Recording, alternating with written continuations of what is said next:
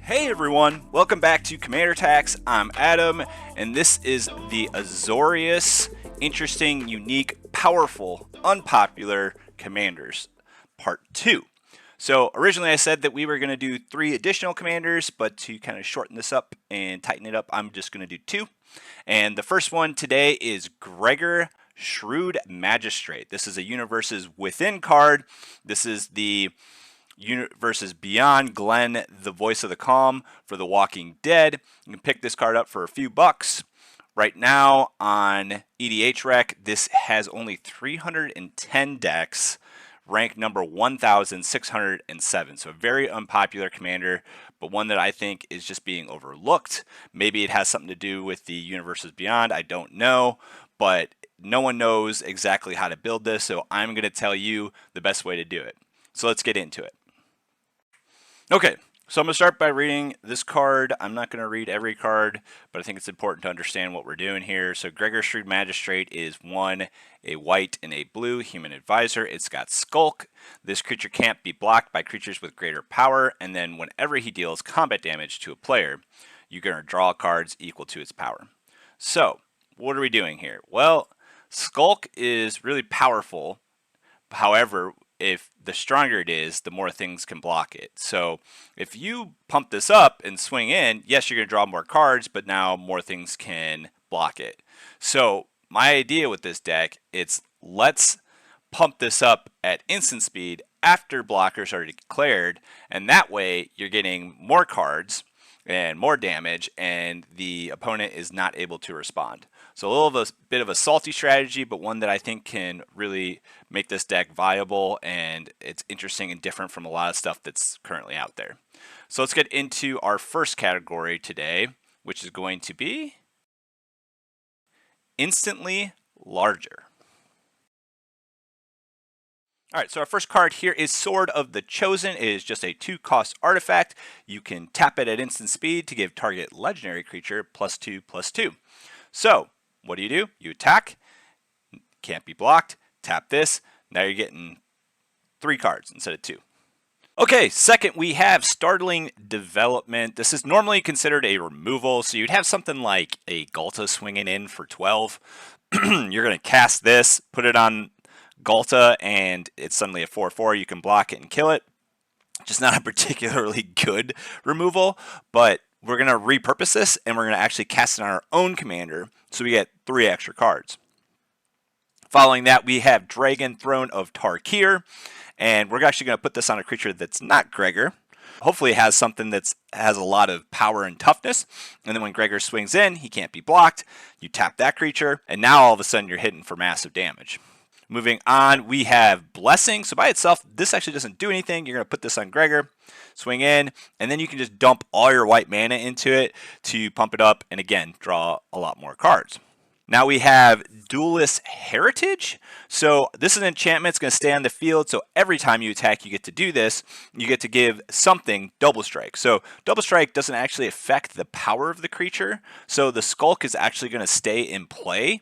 And then you could do your instant pumps shenanigans, and you can swing in and you do even more damage because now it has Double Strike. And you don't have to necessarily do this on Gregor. Maybe you just have a really good target for this, a really good evasion creature, and you have, lethal. From there, we have Wings of Velis Vel. So this is the same as our first card, which was Startling Development. The only difference is that this is going to give flying, and also it's going to make it a changeling. So if Coat of Arms is on the field, which that's really probably the only thing that's going to matter in this situation, you're just going to be able to pump it up even more, but that's not going to be most of the time. This is just another way to basically get us more cards. Immediately after that, we have Orioke Blademaster. So this is just a 1/1, but you can tap it, and a target creature gets +X/+X, where X is this creature's power and toughness. Right here, it's not very strong, but let's look at our next card, which is Nerd Rage. So Nerd Rage, it's going to take away your hand size limit, and if you have 10 or more cards, a creature gets +10/+10. So if you put this on Orioke, you're actually going to be able to tap it and give our commander an additional +10/+10. which you're going to draw 11 cards, which is pretty insane in a commander game. Think about that for a second. You're going to draw 11 cards. 11. All right, so next up we have one of my favorite new cards from Fallout. I just love the art on this. You got a beautiful girl here with a little sparkling Nuka bottle, and I love everything about this. This looks like Anna Padawarna did the art on this, and I gotta say this is probably my favorite art from Fallout. I'm a huge appreciator of the art in these sets. And so what you do with this card is you're going to put a counter every time a creature does damage on Sierra, and then you can sacrifice a food at instant speed, and you get +X, where X is the number of counters on here. Every time you attack, it's going to get bigger and bigger and bigger, and then you can just slowly sack foods to actually get massive card draw. Okay, now we have Serpentine Ambush. This is the same as our first card, except it's a 5/5. And that is it for that category. Let's move on. Shark Meat of the deck. So, can you guess why it's the Shark Meat of the deck? Yeah, Shabraz the Sky Shark is our first card here, and anytime you draw a card, it's going to get bigger. We're taking advantage of the fact that we're going to be drawing a massive amount of cards here, and we're going to have a huge flying shark. Just a sick card in general because of the creature type, but also just works really well in this deck. Next up, we've got Hand of Vecna. It says the beginning of combat, equipped creature gets +X till end of turn, where X is the number of cards in your hand. So obviously, if we're drawing a massive amount of cards, let's say we have 20 cards in our hand, well, that creature now has +20. And if this is like our Oreo Blade Master, now we can post blockers, tap our creature, and give our commander +20 and draw another 20 cards. This deck, I'm not kidding, it will draw the entire deck probably most games. Let me emphasize why I'm saying post blocker declared, because the order or sequence of how you do things in Magic can be very important. If you were to do this, at the declare attacker step, you're going to pump this up, and then basically anybody's going to be able to block this because you pumped it up too quickly. So basically what you have to do is post blockers or after blockers are declared before damage is assigned. And that's how you would word it, just to make sure that your opponent is got very little time to respond to this and they're not able to block it. So I'll stop emphasizing that, but I just wanted to make that point so that you understood what I'm talking about. Hand of Vecna, really great card. Now we have, so we have several of these. It's Body of Knowledge, and it's power and toughness is equal to the number of cards in your hand. So if we're drawing our entire deck, right, this could be a 30-30. This could be, the entire deck. You could have all 99 cards in your hand, and this is just going to be massive. And then whenever Body of Knowledge is dealt damage, draw that many cards. And again, no maximum hand size. That's another thing that we're going to have a lot of. We don't want any maximum hand size. Okay, and now we have Soulblade Jin. This is 3 and 2 blue pips, and whenever you cost a non-creature spell, all creatures you control get +1/+1 until end of turn. You're going to have a lot of cards in your hand, and you're going to be able to pump a lot of things up. But the cool thing about this is that if you have this played and you have your commander, again, you're going to swing in, and then after blockers, you can cast your stuff, and you're going to get additional benefit. Next up, we have Sturmgeist. It's the same as Body of Knowledge. Its power and toughness are equal to the number of cards in your hand. The difference here is when it deals combat damage, you draw a card. So you don't have to take damage on your creature. It's when you deal damage. Next up, Psychosis Crawler. Same thing, except for whenever you draw a card, each opponent loses 1 life. So this is kind of one of those things. If you draw 20 cards, they're going to lose 20 life. So it can be a finisher in a lot of ways. Next up, we have Kayomaro, First to Stand. Same exact thing. Power and toughness equal to your hand size. And then it will have vigilance. And if you have 7 or more cards in your hand, you're going to gain life. So just additional benefit for drawing a whole bunch of cards. Following Kayomaro, we have Soromaru. So this is the blue version of it. and it's got an additional ability. You can pay 4 to return a land you control to its owner's hand and draw a card. Moving on, we have Aeon's Chronicler. So same thing again. So we're putting all of these cards that, you know, their power and toughness are equal to our hand size. You can actually suspend this one, which is kind of cool. You can choose how long to suspend it. And then whenever a time counter is removed, you draw a card. So you can, if you wanted to, on a turn, you could pay, let's say, you know, 4, and X is, you know, probably only going to be 2 or 3, but then you're going to draw, for 2 or 3 turns, you're going to draw an additional card. So that is the shark meat of the deck. On deck now we have tokens. So we have 2 token cards to look at here. Alondra Skydreamer, who's going to give us some 2/2 Drakes.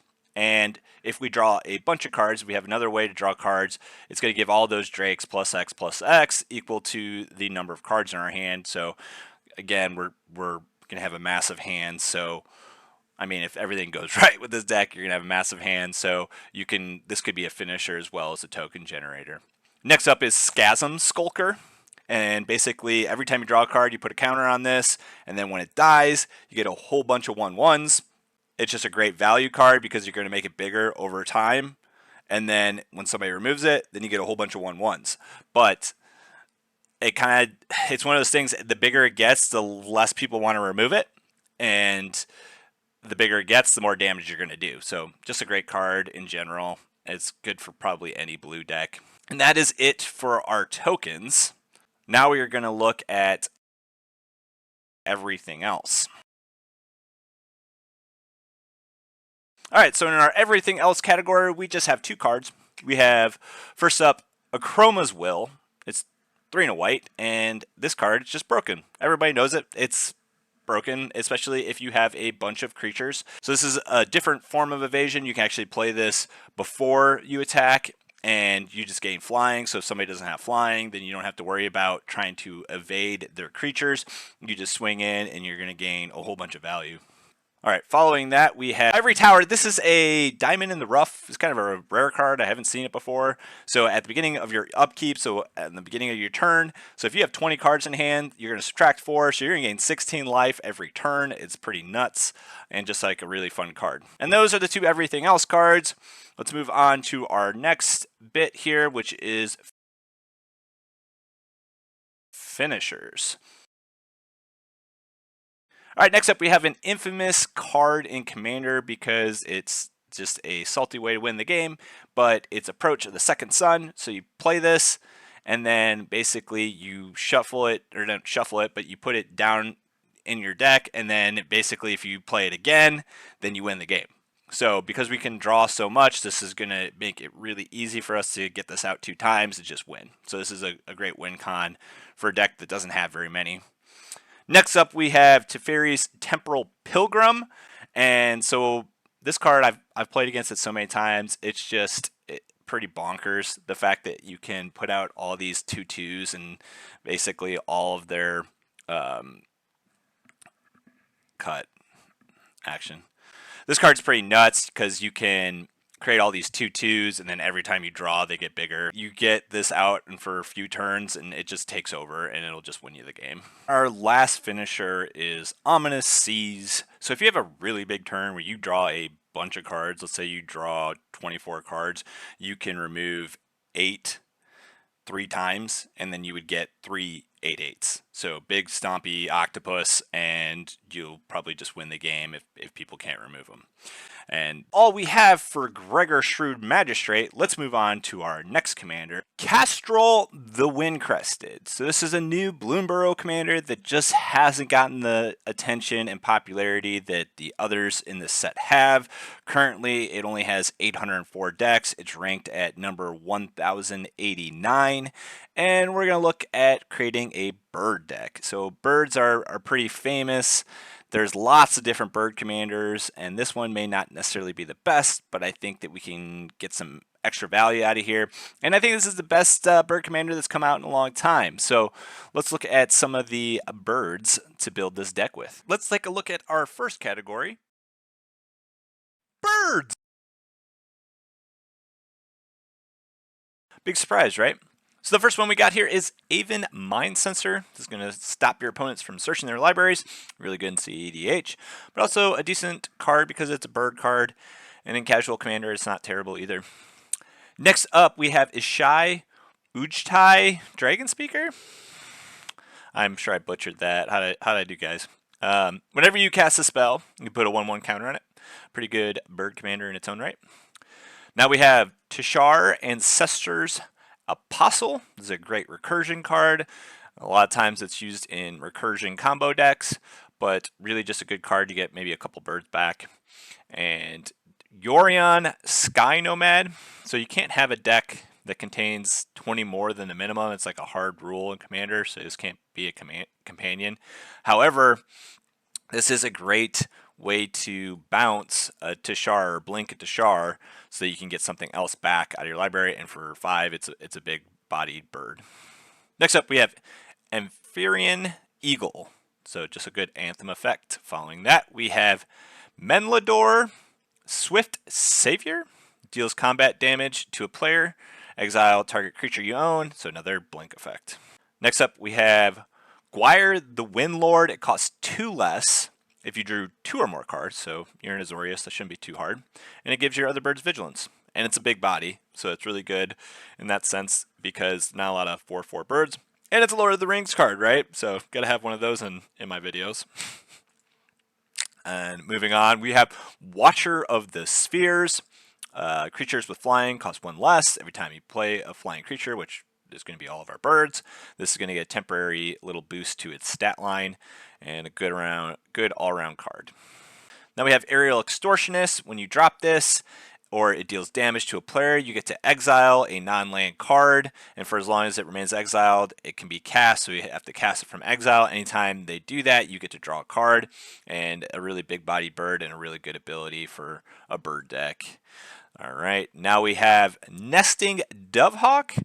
So this is a populate card, so you can basically copy a bird token. We're gonna have a lot of bird tokens. So this beginning of combat, you're gonna get another bird each turn.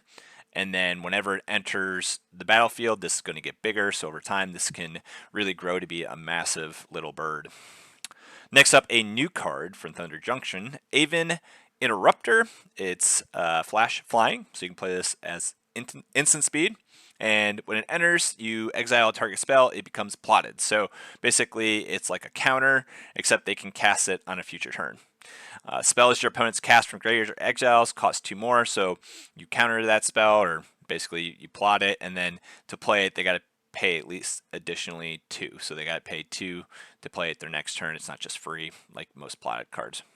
All right, Judge's Familiar. This is just a good counter spell. So on a 1/1 bird, and the controller can get around it if they have extra mana. So you would really only use this if you'd only sack this if they tapped out for something.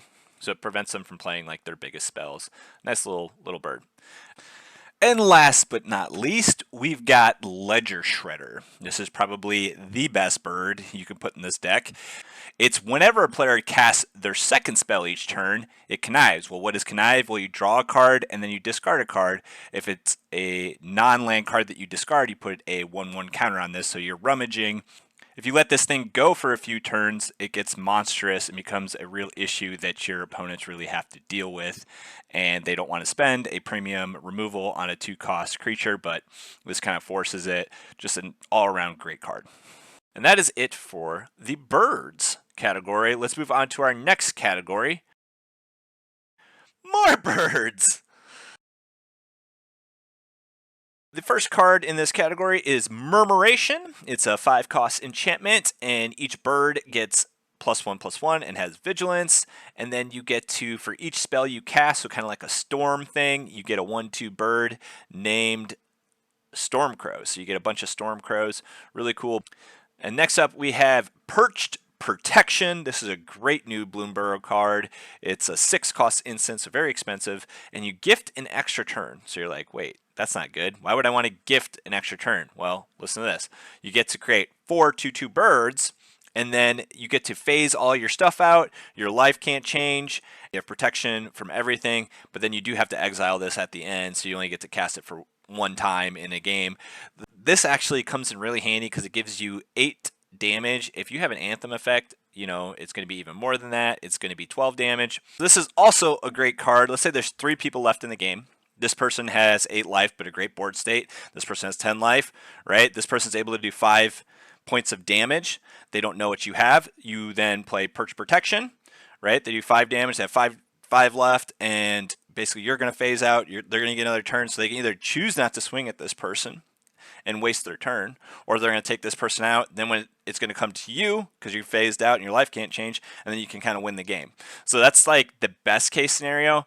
And worst case scenario, you're going to give someone an extra turn that's furthest behind to, you know, create a political situation where you get some sort of benefit.